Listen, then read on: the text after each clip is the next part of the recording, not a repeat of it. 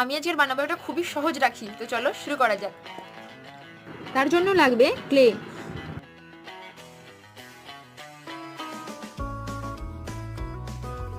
খালি রিফিল দিয়ে এবার দুপাশে দুটো ফুটো করে নেব।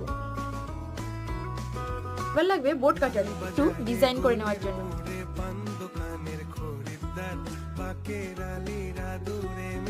চুলের পিন খুবই কাজের।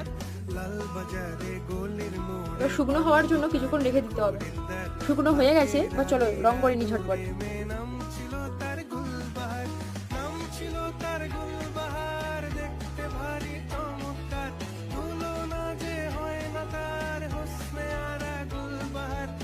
এবার রাখিতে সুতো আর পুঁতি লাগিয়ে নেবো, চলো।